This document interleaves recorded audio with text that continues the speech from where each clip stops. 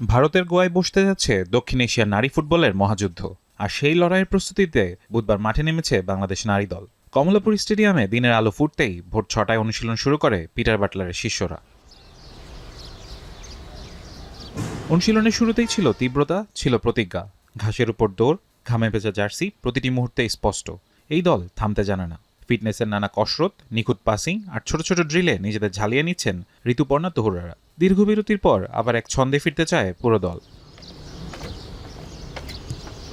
নতুন পুরনোদের মেলবন্ধনে গড়ে উঠছে আরেকটি শক্তিশালী স্কোয়াড। কোচিং স্টাফও ধাপে ধাপে বাড়াচ্ছে অনুশীলনের চাপ, কারণ সামনে যে কঠিন পরীক্ষা। দক্ষিণ এশিয়ার প্রতিটি প্রতিপক্ষই এখন বাংলাদেশের দিকে তাকিয়ে, কারণ চ্যাম্পিয়নদের হারানোই তো সবার লক্ষ্য। তবে চ্যালেঞ্জ যত বড়, প্রত্যয়ও ততটাই দৃঢ় লাল সবুজের প্রতিনিধিদের। আগামী 25 মে ভারতের গোয়ায় আয়োজিত হবে নারী সাফ চ্যাম্পিয়নশিপের অষ্টম আসর। দুই গ্রুপে ভাগ হয়ে এবার প্রতিযোগিতায় অংশ নিচ্ছে মোট 6টি দল। গোয়ায় হ্যাট্রিক শিরোপা ধরে রাখার মিশন এখন থেকেই শুরু। এই ধারাবাহিকতায় থাইল্যান্ডে 2 সপ্তাহের ক্যাম্প করবে মনিকা সাগরিকারা। প্রস্তুতির এই ঘামই হয়তো লিখবে নতুন ইতিহাস। ফারহান ইহসান, এখন, ঢাকা।